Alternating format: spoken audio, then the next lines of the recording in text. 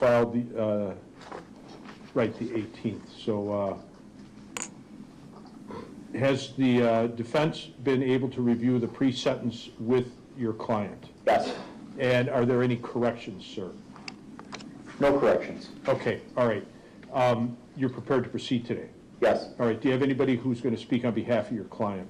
Yes. How many people? 2 witnesses, Your Honor. Okay, very good. Just to clarify, counsel and I were discussing, we've kind of done it 2 different ways. One is to actually put on testimony, call them as witnesses and direct examine them. Other is just a free narrative to the court. So here's what we do. If anybody wishes to make a statement, and Ms. Thompson, is anybody going to speak on behalf of the victim? Yes, one person. One person, okay. Each person will be given the opportunity to speak, and it's just going to be, they can say whatever they want. There's no question and answer or anything like that. And what we'll do is I'll have them follow the bailiff's directions. What we usually do is have people stand behind the rail and we give them a microphone, okay? And whatever side of the room they're on, they can do that, and it'll be up to the bailiff to direct them where to stand, okay? Okay. All right. Let's hear from the state, please. Thank you, Judge. How I'd like to proceed is that I will make my comments first, and then I know the daughter of Richard would like to make a statement to the court as well. Okay, go ahead. Judge, in this case, the defendant was convicted after trial of first-degree intentional homicide, domestic abuse. The state is asking that she be sentenced to life in prison without the possibility of parole. Extended supervision. I'm sorry, yes, extended supervision, thank you. Now, when we look at the facts of this case, Judge, and I know we had a lengthy trial and Your Honor presided, but there are some things that I really do feel need to be addressed. In this case, Ms. Brown was incredibly violent. She has also been very manipulative. And when you start counting up all of the lies and the inconsistencies, this is someone who has that kind of anger simmering just below the surface, and that's a dangerous person to have in the community. She should not, under any circumstances, have the opportunity to brutally murder someone like this ever again. In this case, we saw surveillance video from the neighbors of Ms. Brown leaving with her son, Marte. And we established a timeline for the jury of how this all happened. Ms. Brown, between her statements to law enforcement, initially her interview with Detective Johannick, her conduct at the hospital, her statements to the PSI writer, and even her testimony at trial, there has never been a shred of remorse from Ms. Brown for killing Richard. She sits there and says it to the PSI writer, she's the victim.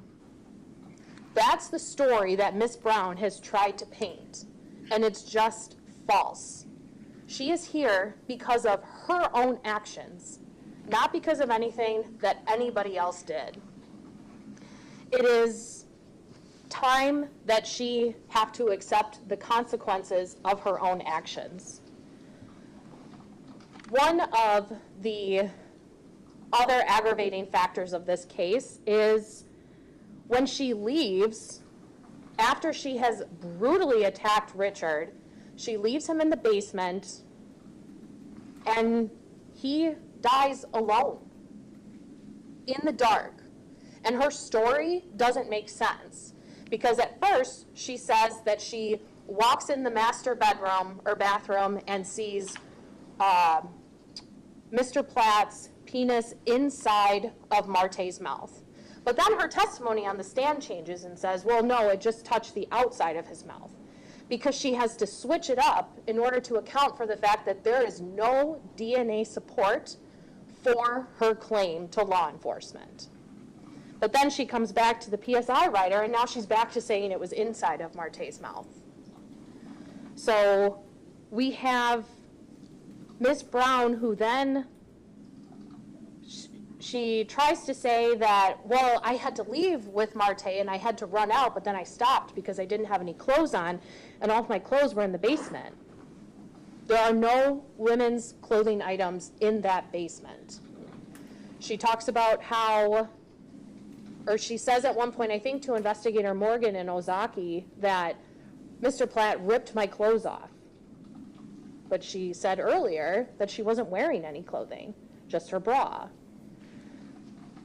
When we consider then her conduct after she fled, she flees with Marte, who is nonverbal, very clearly cannot take care of himself.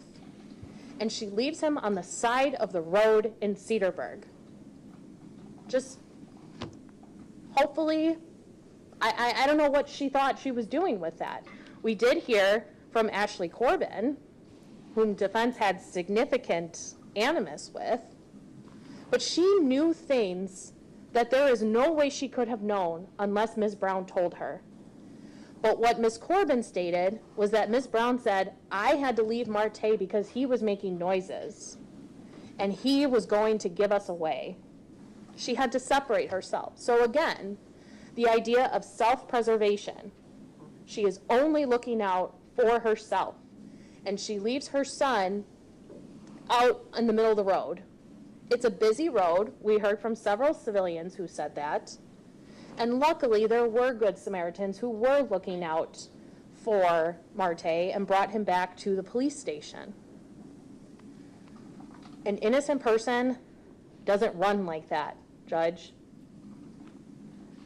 If this had actually happened the way she said it did, why was it that the first time she ever mentions Mr. Platt's name is at 6:45 p.m. when she's on camera driving very quickly out of Mr. Platt's driveway at 2:25 p.m.? She had all of that time with Officer Melnikoff from Cedarburg to say, here's what happened to me, here's what Mr. Platt did to me, you need to go get him. But what does she do instead? She lies. She lied for about an hour with Officer Melnikoff, and the body cam shows her progression of her lies. Spell the officer's name for our reporter, please. Melnikov. Thank you. Go ahead, please. When Officer Melnikoff first sees Miss Brown, she does look like she needs help. And there was no dispute about that testimony. He did think that. But then the more he talked to her, the more he realized there is something else going on here. She is covered in Mr. Platt's blood. And whenever the officer when the officer first says, what's your name? She says, Monica. And the only time she corrects and finally says what her real name is because she got caught because they ran the name and date of birth. And now that part of her plan to get away with this is gone. So now it's Martha Brown. Now this is my son, which in addition to leaving Mr. Gaskew on the side of the road, she then refuses to even acknowledge who he is. I don't know who that is. He says he knows me. I don't know him. And then at one point she actually says that he was in the car during this kidnapping in Brown Deer that she made up too. So we go from, I need help, and then when Officer Melnikoff says, well, tell me what happened, take me to the station. Then they go to the station, tell me what happened. Well, no, now I want to go to the hospital. Every single time it's an excuse and it's a reason to not tell the officers what really happened, to insulate herself from what she just did in the basement to Mr. Platt. And then, once the officers in Cedarburg figure out who she actually is, that's when you start seeing some of the voices talk. Start hearing some of the religious chanting. And then when she goes to the hospital and she's with Investigator Morgan, then it really ramps up. And then it stops for a little bit, and then it ramps up again. So we can see the shift of, okay, now they know who I am, so that's not going to work anymore. Now I need to pretend that I'm crazy. She gave inconsistent inconsistent testimony with what she told Investigator Morgan at the hospital. She told Investigator Morgan that Mr. Platt tried to rape her and it was me or him. And then that kind of shifted. She said that Mr. Platt grabbed her, then grabbed her neck and threw her to the ground. That's what she tells Investigator Morgan. But on the stand, she talks about how she was choked. And the first time she says anything about being choked is with Detective Johannick later on in the night, or in the early morning hours. Ms. Brown reported to Investigator Morgan that the only time that Mr. Platt touched her neck was to throw her, not to choke her. So now she's changing her story as she goes. When it comes to the sexual assault of Ms. Brown that she was reporting, she said that Mr. Platt came after her and ripped her clothing off, but she testified on direct she was naked except for her bra. She told Detective Ressman that she was a victim of mouth to right breast contact and attempted penis to vagina contact. That was different than her testimony. She told the detective, I believe, that her and Mr. Platt were not ever romantic at all, and that they never touched each other. There was nothing sexual between them. But then she tells the PSI writer that he was kind of a touchy-feely person, and that sometimes he would touch her breast or her buttocks. But then during her testimony, when she talks about how I had to defend myself because he was touching me and he's never done that before, which one is it? When she testified about driving to Cedarburg, she told Investigator Morgan that she was just driving to clear her head and she ended up in Cedarburg. But then on direct, she testified that she was really intending on going to her mom's house to get Mr. Gaskew to a safe place, but missed the exit, so then ended up in Cedarburg. I just don't understand, and it was very clear that even Ms. Brown couldn't keep up with her lies. There is no apology in the PSI. There is no acknowledgement that she has destroyed a family. She talked to Ms. Corbin about why she was mad with Mr. Platt and how she was upset because she wasn't being treated the way she thought she should be treated for her birthday. And that's what prompted her to react this way and to just start beating Mr. Platt. She wasn't entitled to any of that, but because she didn't get what she wanted, she took a life. And that kind of 0 to 100 is a really scary person to have in the community. The first time that Ms. Brown says anything about Mr. Platt is at 6:27 p.m. And then at 6:45 p.m. is the first time she says to Investigator Morgan who Mr. Platt is and that she was there with Mr. Gaskew.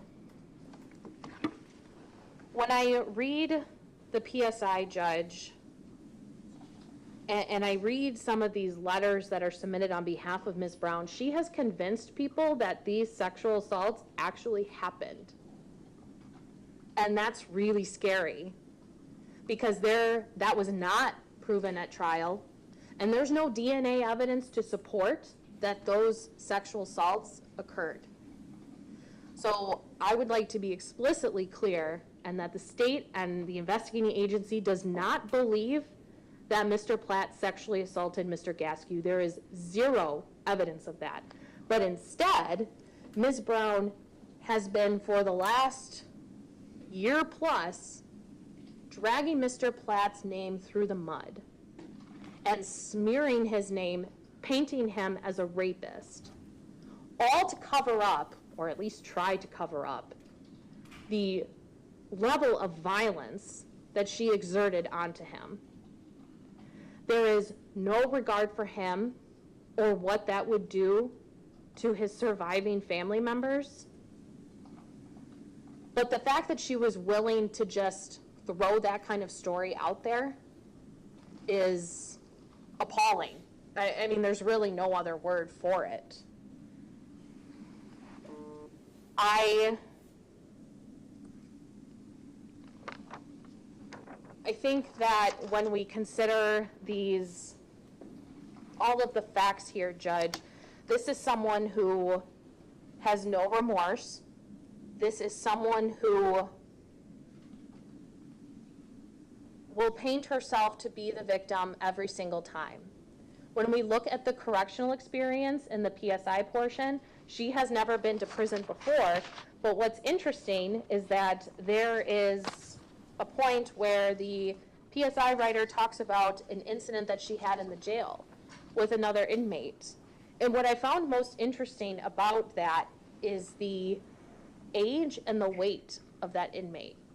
Because as the court remembers, Mr. Platt was 77 years old and 132 pounds.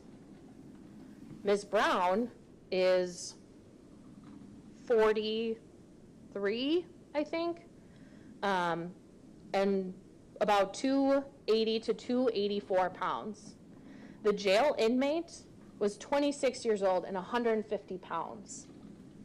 So it's interesting that Ms. Brown picks on people and bullies them who are significantly smaller with them or than her and unable to fight back.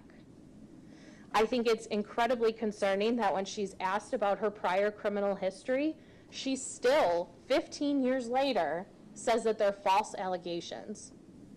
When it comes to the 2011 case for 3 counts of disorderly conduct, that was related to child neglect, where she left 3 kids home alone without any kind of supervision for over an hour.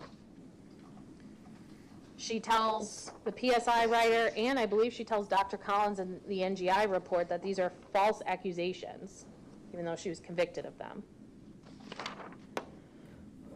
Then there is the OWI. And what she tells the PSI writer about that OWI arrest, which happened to be with Detective Johannick, is that she just took the DUI because they were just racially profiling her, but she didn't have anything to drink, but she just accepted responsibility. Again, it's all me.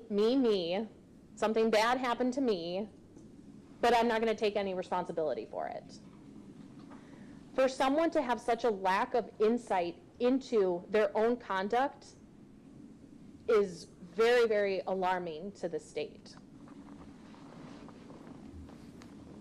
Judge, I think that life without the possibility of extended supervision is the only way the court can keep the community safe from Ms. Brown. I think that is the only appropriate response to murdering someone in the way that Ms. Brown did. The court saw those crime scene photos, and the state tried to not present a lot of them because they were very disturbing. There was even at one point a juror who was clearly upset, and we did take a break. But you can see in that basement, Mr. Platt is in the corner of that basement. All the blood spatter is on the lower cinder blocks on that wall, indicating that he is down there when that blood is hitting the wall. There's testimony from Dr. Bedritsky about this pocket on the left side of Mr. Platt's bag, and how his injuries they're really all on the right side of his face here. And it is consistent with someone being on top of Mr. Platt as they're delivering those blows. Ms. Brown tried to say that when she was being choked by Mr. Platt, he was on the side of her, but that just logistically really doesn't make any sense. It is completely inconsistent with the physical evidence on scene.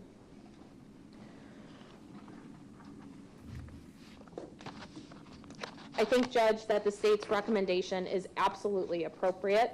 I think it will protect the community. I think it will show the community that this kind of behavior will absolutely not be tolerated. And Ms. Brown needs to understand that there are consequences for her actions. And for her to tell the PSI writer, I think time served is enough. That, again, shows an utter lack of regard and insight for what she did and the damage that she has done in this community. So that's why the state is requesting that she not be eligible for extended supervision. And I know at this time, Mr. Platt's daughter would like to make a statement to the court. All right, follow the bailiff's directions, please.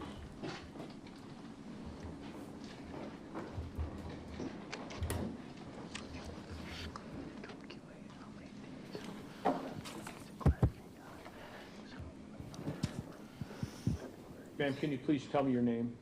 Lisa? You're going to have, ma'am, Oh, you're going to have to sorry. hold the Lisa? microphone. Okay. Last name, please? File, F-E-I-L. Okay, and it looks like you have a statement written, Yes, and that's yes. perfectly fine. What happens is sometimes when people read things, they tend to speed up, and we need to make sure that our court reporter can take things down, so please try not to do so. Go ahead, ma'am. Okay, all right. You took away my weekly phone calls with my dad. Sometimes my dad was tough on me, but if I needed help, he was there for me. He was a kind, caring man. He loved to show his love and kindness through joking around. I miss all of this and more. I'm happy I got to speak to him a few days before this horrific event took place. That is all I have left is the last phone call. Had my father died of natural causes, I'd be healing and accepting of the grieving process.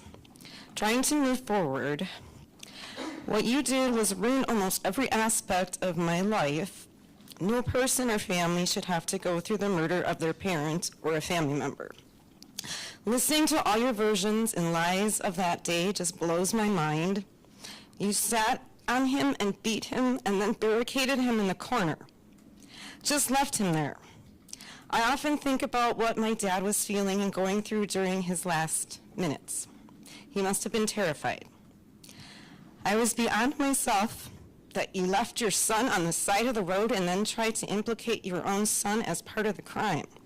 A mother would never do such a horrible thing to their child, especially if he was quote-unquote assaulted by another person. Every day you should think about what you did and how it's affected me, my family, your children, and your family. Because of what you did, I had trauma, confusion, and just not living a normal life. I lived in a bubble for the last 2 years, not being there for people or myself, just trying to get through each day. This was and is the hardest thing I've ever had to endure during my lifetime. Myself and my family can try to start living a normal life, knowing that you would get the harshest sentence. You dragged my father's name in the mud from me reading all the comments on social media, how you portrayed him from all your stories you told, and I wish there was a way to fix that. I believe, and so does my family and friends, that the harshest punishment is deserved, especially with all the injuries he received. May my dad rest knowing you won't be able to do this to another person. Thank you, ma'am. Anything else from the state? No, thank you. No restitution requests? There is, but I'm going to ask for a restitution hearing. All right.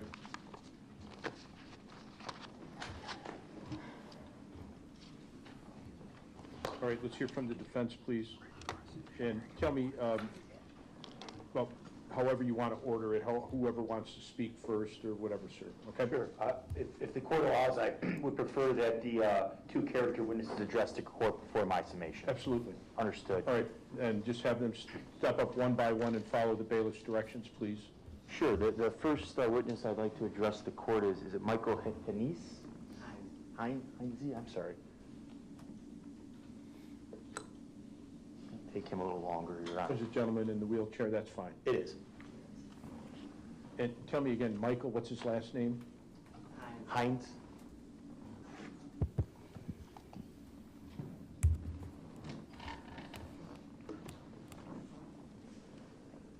Thank you. My name is Michael Heinze.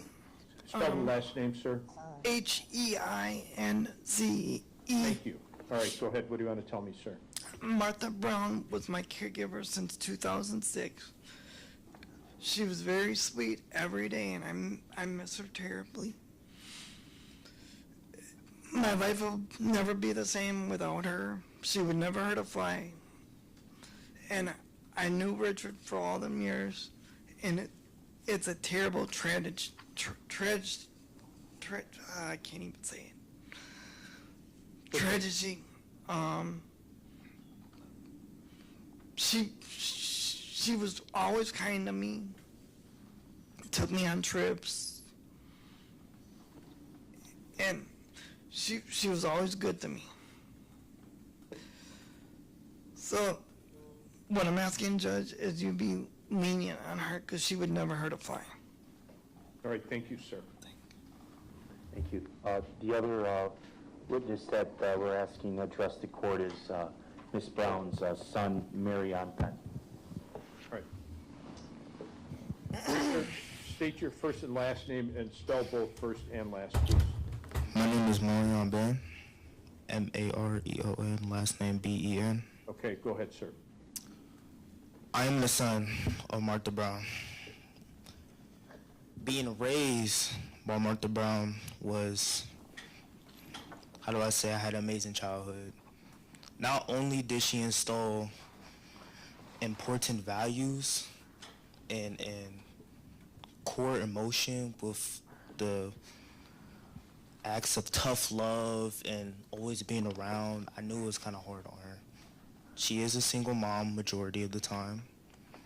It's not only me, it's my sister, it's my brother, and my autistic brother. I did go to college, and then decided to choose the plumbing route. My sister is in Korea. She's studying abroad. I say that because she's the one who made who I am, and made who my sister is, and made who my brother is. And I would say we all came out as productive members of society, and that's what my mother is. My mother is not cold, she's not mean, she's a giver. She's not a taker. And all she has given us was, she gave us a better opportunity of a better outlook in life, where we really could have seen other things. But no, my mom wanted the best for us. Not only education-wise, but career-wise, and always pushed us to be the best version of ourselves. And I cannot say this enough, that I am truly sorry for the Platt family. It's hard to lose anybody, just in general. But my mom is a productive member of society. She's given way more, and I just think the sentencing is to the max is not right. Not only will her absence obviously be missed, but it affects her family too. Me, my sister, and my brother. Like I said, my mom's been the main caregiver to my brother for years, and that's hard on its own. I've talked to other students or people that I know and other parents and stuff, and it's never easy. Okay. My grandma, right there, Denise Jackson, right now she's holding down the fort. You know, she's the best. I couldn't be blessed for anything more. But my grandma won't always be around. And me and my sister, you know, she's studying to be a radiologist and I'm a plumber. And we all love each other. We all have a support system. But my mom is our backbone. She is the backbone. And those letters show it. She's not only just loved by her family, she's loved by others. She has done amazing things that I couldn't even fathom. Like I said, this is the perspective of her son that I've got to live with my mother. She's taught me everything that I've known and to be the person that I am today. So, like Mike said, I will be asking for leniency because y'all don't know her, but we do. And we know how amazing she is. And I just want to share that with you guys so y'all have a better clue of how Martha Brown is. All right, thank you, sir. Mr. Nordby, anyone else? If the court will allow one final witness, Sure. Ms. Brown's mother. All right. Ma'am, follow the bailiff's directions, please.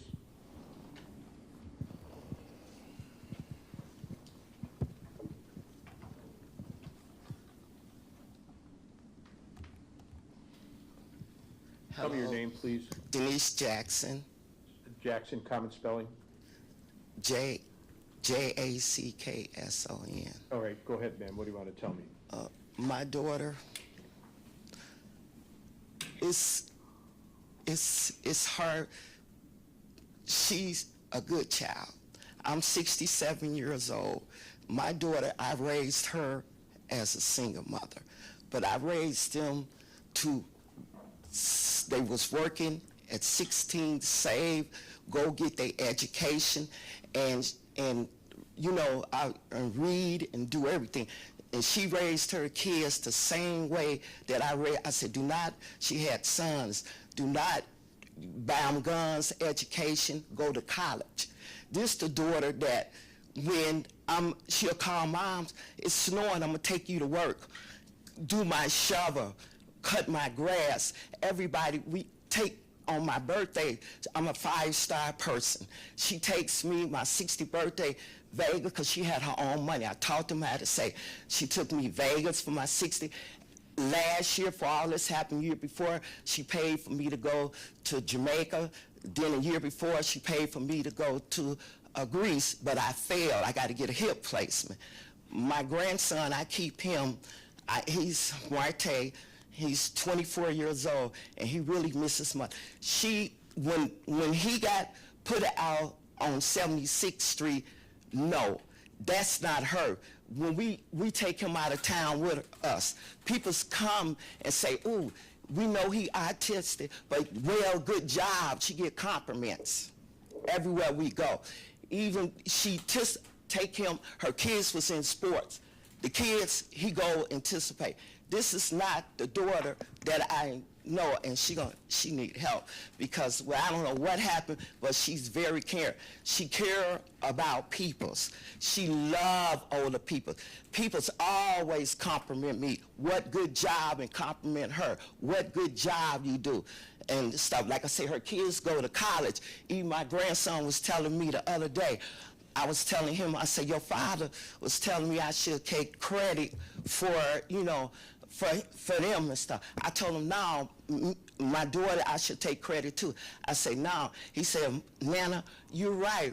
She said, because you played a big part, because every time if I thought about want to do something, you was in the back of my head and my mama, go to college, do what you need to do.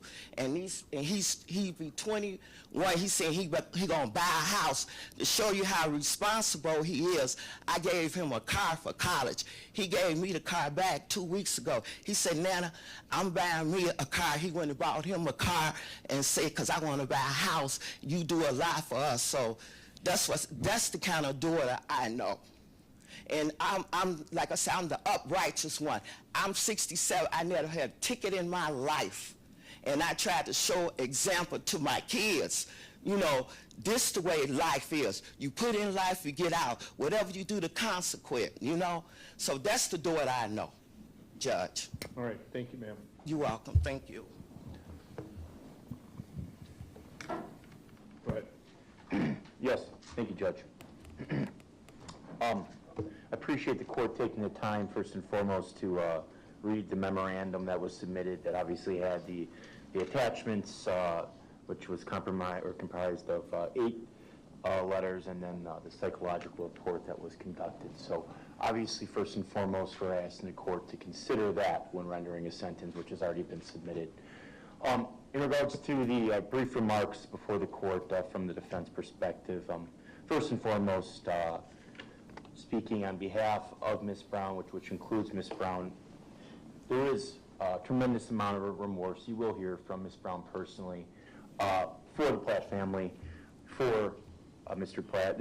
These are 2 individuals that had chosen to spend many years of their life together, met each other's families. It was a situation where I understand this is sentencing, and it's very common for the state to suggest lack of remorse. I guess it could lead to a harsher punishment, but there is remorse, and my client will address that. But first and foremost, before anything else is said, condolences to the Platt family.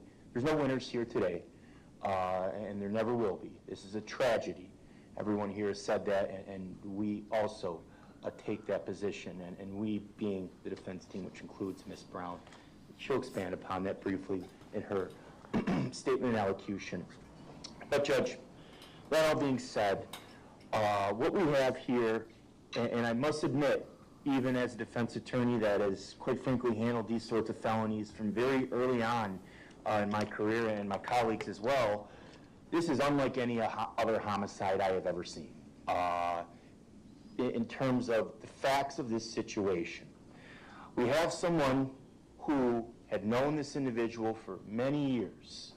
There's some reference that maybe there was some physical altercation, possibly mentioned the PSI, but largely no police reports, nothing to really confirm any violence whatsoever between these two individuals. So, backing up a little bit, Ms. Brown's character, Your Honor, which is part of the court's consideration. As you've heard from now one of her children personally, this is a dedicated mother before the court. Nothing that we say today can take away from what has taken place on February 12th, but this is truly a dedicated mother. She raised children that have the ability to obtain employment, to follow the law, to address the court in a very tough time. These are adults, these are the people we want in society. She raised those individuals, and beyond that, Ms. Brown arguably has lived a life of compassion to everyone compared to the average person in society. Not every individual has treated someone and cared for someone like Mike, who's not her family member, and the countless other individuals that she cared for in her capacity as a CNA. So I'm asking the judge, for just purposes of this particular point, to exclude that day and analyze who Ms. Brown is.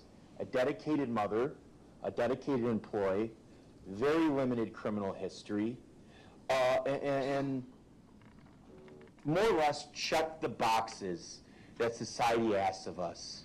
What I mean by that is, I think there's, to some extent, the law requires you take care of your children, you follow the law, you get employed, and you try and help the humanity around you. I can say, without contradiction, and there's really nothing to impeach the fact that that's who Ms. Brown was. I can acknowledge a disorderly conduct conviction. I'm not trying to mischaracterize the record, but for someone that is now before the court for sentencing on a first-degree intentional homicide, we're talking about no history of violence, period. Even the criminal history we have is far away from any indication. So you have someone before this court, and you're sentencing someone today who did what society asks of them. She raised these kids. She taught them right from wrong, and now they're instilling those principles in their own life, and they're doing what they need to do.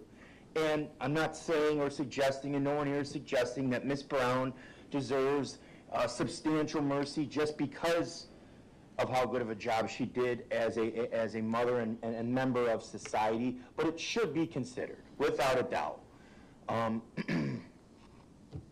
Largely, and I'm not going to speculate what types of individuals have come before this court for this sort of sentence, but they generally have some history of violence, some indication, even with the individuals a lot of times, that the victim is someone where where the level of violence is rising and rising, and then a homicide takes place.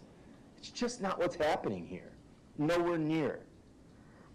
Going in that regard, she had a trial. I know the court will not penalize her for embracing her right to a jury trial. And the fact that she embraced her constitutional right does not mean that she's not remorseful, that they're not entirely exclusive from one another.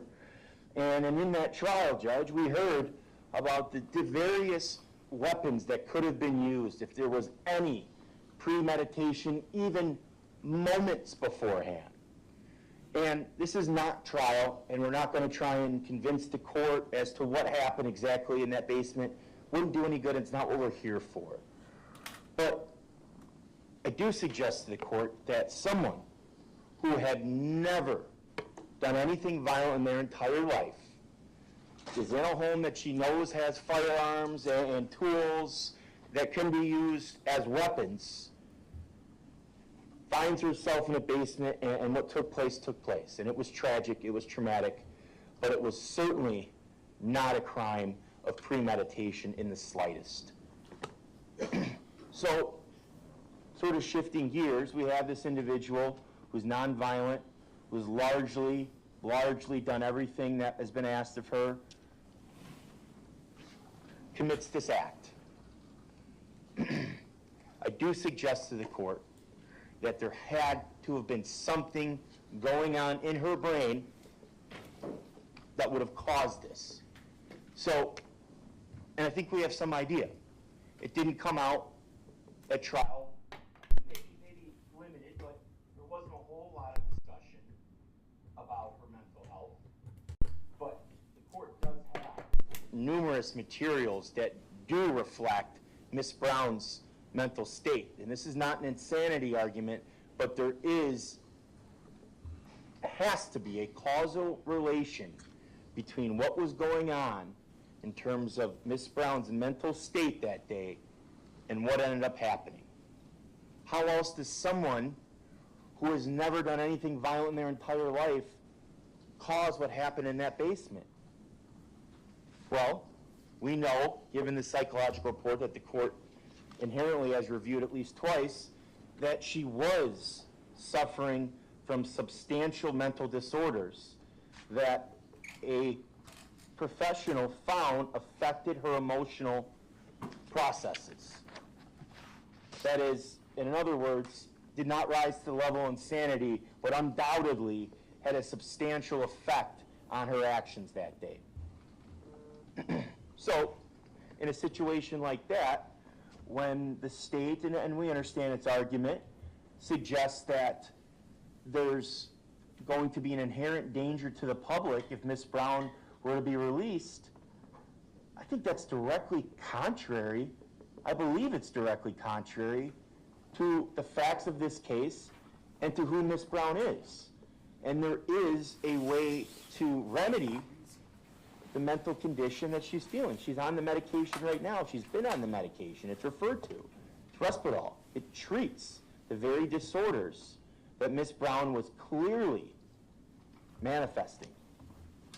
So, when we're looking at how to sentence Miss Brown, I think it should be heavily considered, not as a plea of innocence, but as an understanding of who Miss Brown is, that mentally there was a breakdown. That breakdown was confirmed by professionals. Doesn't make the tragedy any less. It doesn't allow for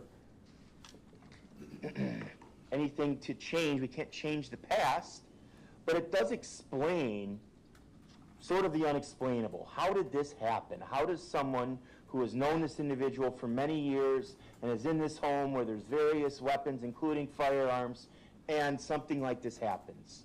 It's a mental breakdown. And luckily, given the current state of medicine, that can be treated. It is being treated. To be clear, it's referred to in the psychological report. I refer to in my memorandum, unspecified schizophrenia spectrum and other psychotic disorder which substantially affect mental or emotional processes. That is what the treating physician found, and also finding that she was likely sane at the time of this incident, but did put that in her report. So it's not just my suggestion to the court or our personal opinion. It is fact that she had a substantial mental disorder that undoubtedly contributed to why we're before the court today, that now is being treated.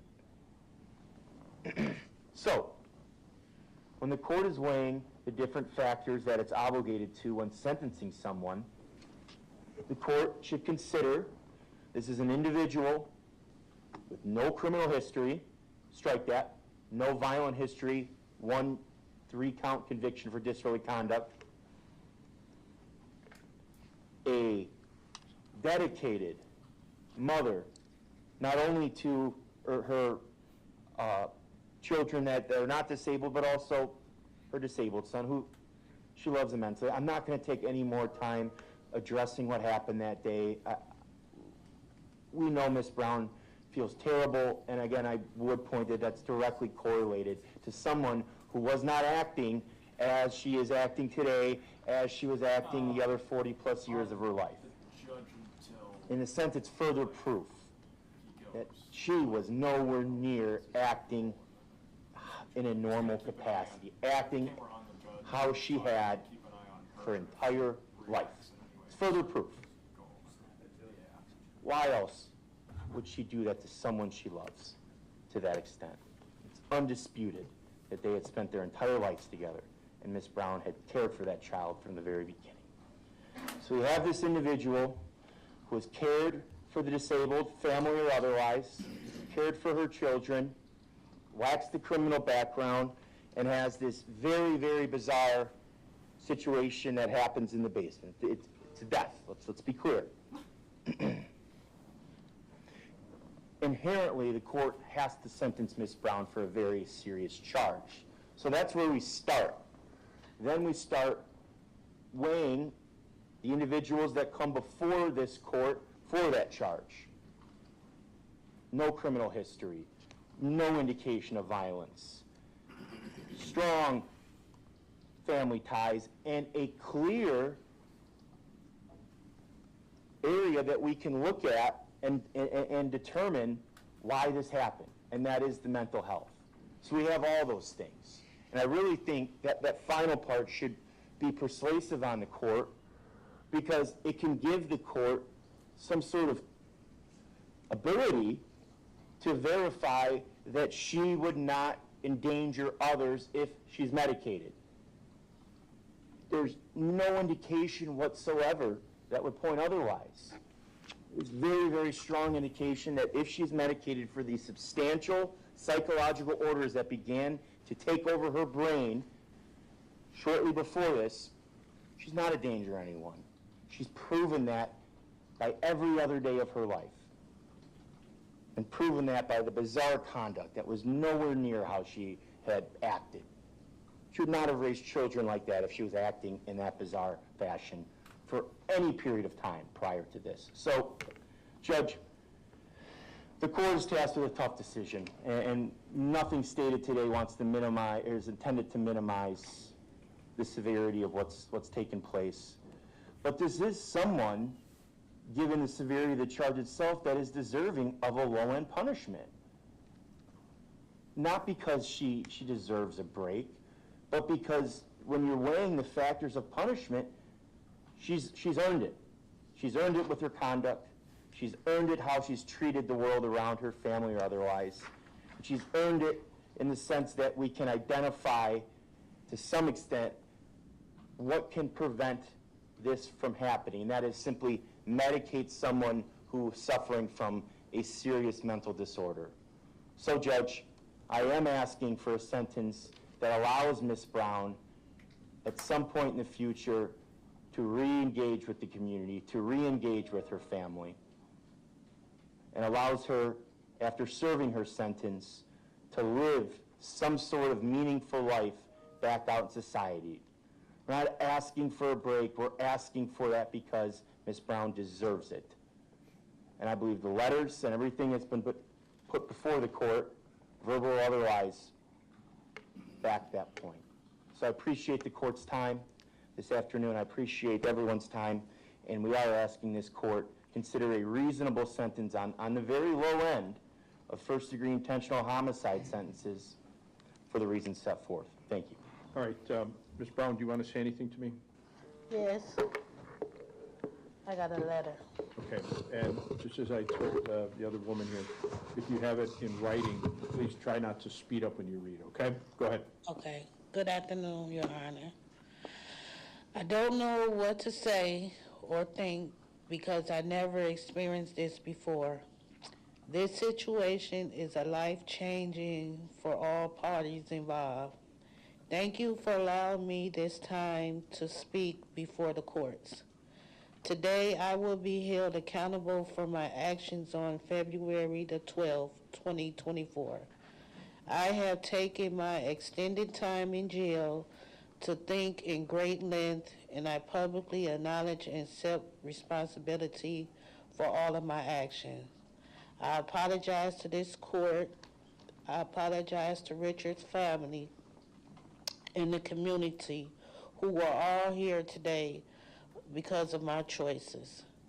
The choices I made on February the 12th, 2024, I was not in my right state of mind. My mental health voices helped me make a lot of bad choices on that day that caused me to take another person's life. Please forgive me, because I wasn't trying to take his life. Life is about choices, and every choice you make leads to the path of your life. And my choices on February 12th led to someone's death by my actions. To Richard's family and friends, I am truly sorry for your loss. My condolences are with you. Can you please find it in your heart to forgive me for taking his life as a father, a grandfather, a brother, neighbor, and a friend?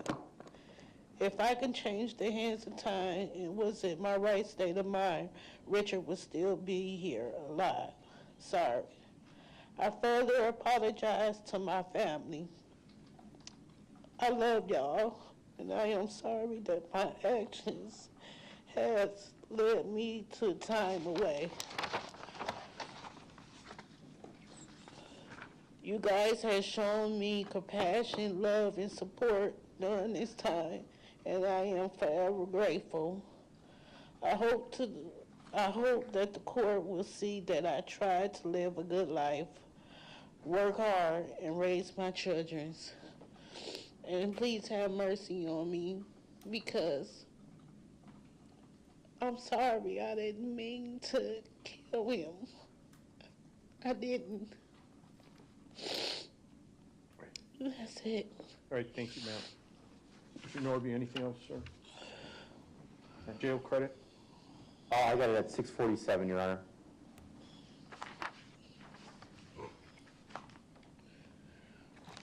No Stop. objection.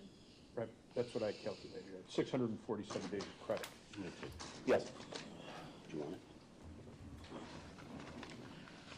And again, you don't have any restitution figure? No, I do not at this time. Okay. All right, so, you know, this is a case that is unusual. I will agree with that, absolutely. Just last week, I think it was last week, I sentenced somebody for a first-degree intentional homicide case. And in that case, totally different than this case. It was a domestic violence case. And it was a man who had for years, in fact decades, been violent towards his partner, a woman who had borne a child with him. And in that case, it was clear with that history of violence what had to happen in that case. It was clear where that man had lived a crime-filled life, that he had a history of violence, a history of criminality. The choice was not a difficult choice.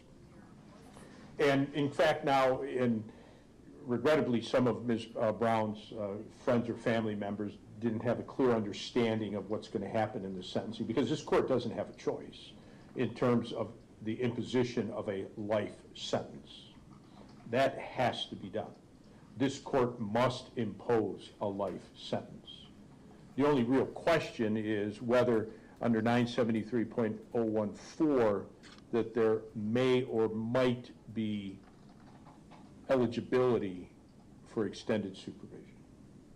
But this court has to impose, and I do impose, a life sentence. I don't have a choice. I also have to do a couple things that are required of me. I have to impose costs in this matter, $618 a cost. That's inclusive of domestic violence surcharge because of the people had lived together at one time. And then those are to be paid throughout the course of her sentence. And I have to admonish you, Ms. Brown, that you may not vote in any election until and unless your civil rights are restored to you, and which quite frankly won't happen, and you may not possess a firearm for the rest of your life. If you do, you could be found guilty of a serious offense resulting in up to a 10-year term of imprisonment and a $25,000 fine or both. And I'm required by law to do that. That's somewhat hollow, but I do that. So what do we have, right? I don't know that there's any clear picture about really what happened here. I mean, the jury's spoken. The jury said Martha Brown's guilty of a first-degree intentional homicide. And that's clear to me. It's crystal clear. And again, with that, there are certain requirements, as I said, a life sentence that has to be imposed. And what's also clear to me is that the victim's family, Mr. Platt's family, has suffered a severe loss. A father, a brother, a relative, perhaps by marriage or by blood, a brother, a father, a son. And that loss is a profound loss. And it's a loss that, in my estimation, will never, where there's a loss, there's a void, and that void will never be filled. There will always be, when one thinks of Mr. Platt, the family and friends will always think of his violent death. And that's, to me, a horrifying thing to have to carry forever and ever and ever. And so that loss to the victim's family is a profound, deep loss that will, I can't imagine that it can go away in any way, shape, or form. They'll feel it for the rest of their lives. And not for one moment do I diminish this profound nature of that loss. And I don't wish that anything I say here be interpreted as such, because it is a terrible, deep, and profound loss. And then I look at Ms. Brown, and I have to decide, what do I do with her? And, you know, I've looked at the pre-sentence. I've taken a good close look at it. I've looked at the report of Dr. Collins. Dr. Collins was very well respected in the community, the forensic community. I look at the letters, and I listen very attentively to the statements from Mr. Hines and Ms. Brown's family members, especially her son. She's raised a good son. She's raised a good daughter. She's done her best with Marte, who has limitations because of his autism, but those things, I'll hand them to her. She's done a good job, absolutely. And as stated, she does have a history that, although there is criminality there isn't a history of violence. And that's something that has to be said for her. And she's done a lot. She's part of a family. I mean, family members have been here and friends have been here throughout the proceedings, if I remember correctly, and without fail. And so she has that going for her, someone in the community who will be there for her, and whether she's incarcerated or not, they would always, and apparently were always there for her. So then what do I do? And I got to agree with Mr. Norby, other than this day, right? Other than this day, she's checked all the boxes.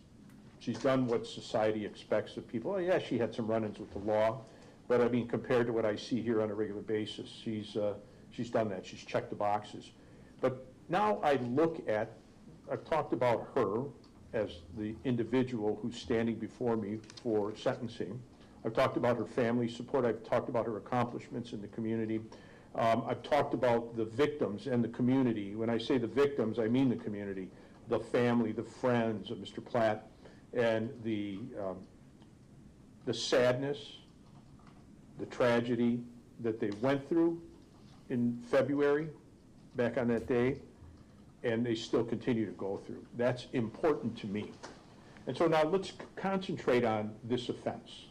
Let's concentrate on this offense. And it's a violent offense. And again, Ms. Brown's been convicted of first-degree intentional homicide, and all the lawyers and legal people are very cognizant of the issue of intent in a case like this. There has to be an intent, but that intent doesn't mean that it was developed over days, weeks, or months. It just has to be an intent formed at the moment of the act. And the jury heard the evidence, heard the prosecution, heard the defense evidence, and they decided that that intent was there. They determined that this was a first-degree intentional homicide. And got no qualms with that. That's clear that that's what it is, because the jury has spoken.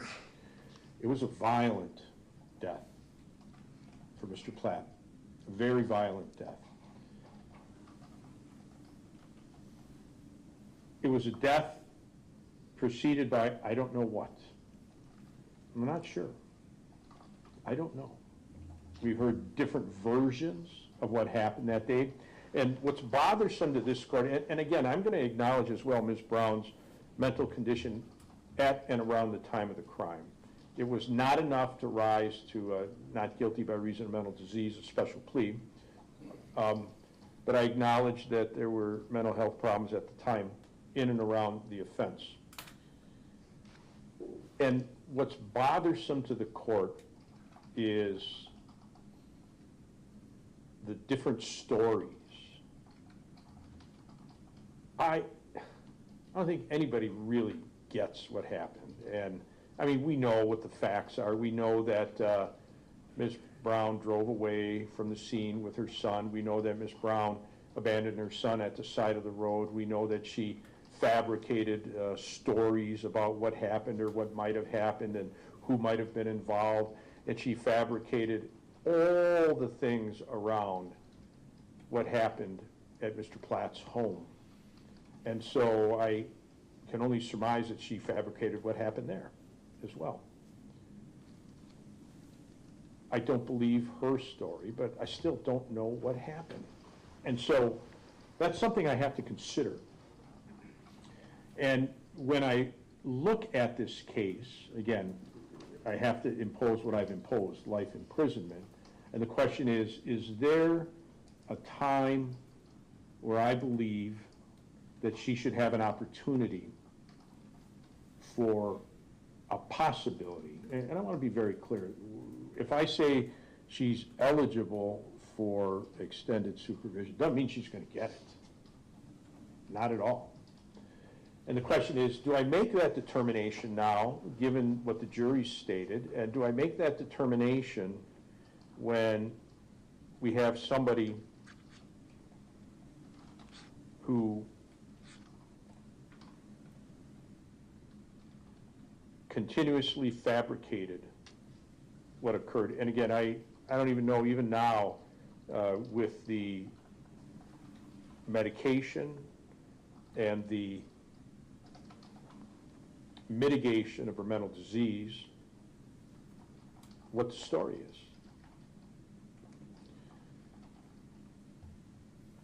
This court, as I said, this is a very difficult determination, but given the lack of clarity and the inability to look at what happened, and again, I do not fault Ms. Brown for going to trial, not one bit. That is her right. It's guaranteed under the Constitution, and the fact that she exercised her right is something that this court does not and will not and cannot take into consideration. I want to be really clear on that. So the only question I have then is, do I determine an eligibility for extended supervision? And again, clarifying, that doesn't mean she's going to get it. It just means that there's a possibility out there. And as I said, this is a very difficult decision under the circumstances. And I'm going to find that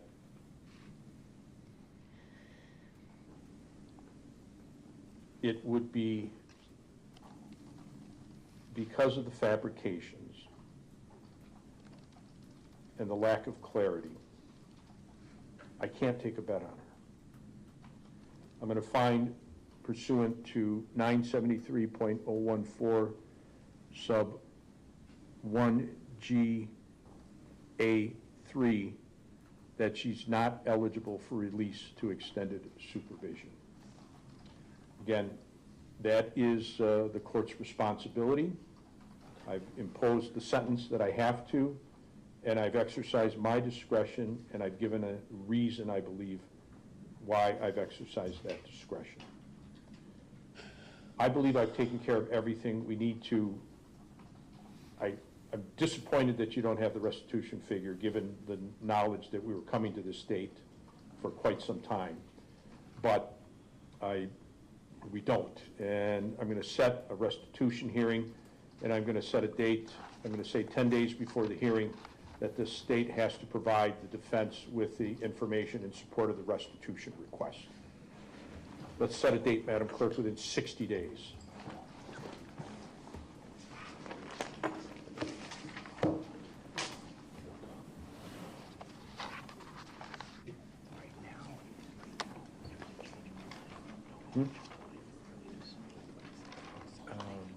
No.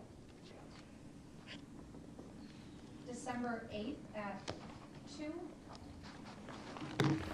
December 8th at 2 o'clock, and Ms. Brown may appear by video. Is she available, sir? Not on December 8th. Okay. Would defense counsel be able to appear on video? Yes. Okay. December 8th still does not work, but obviously that frees up quite a bit.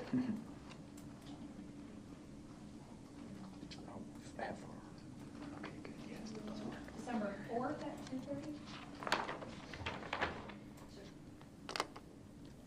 2:30? That I could do. I don't think I could make it here physically, but I could certainly appear on Zoom. All right. December 4th at 2:30. All right. Ma'am, you have 20 days to appeal this decision. If you wish to do so, consult with your attorney. He will assist you in that regard. Is there anything you think I've overlooked or omitted from the state's perspective? No. Anything else, Mr. Norby? Nothing at this time. All right, thank you. Thank you.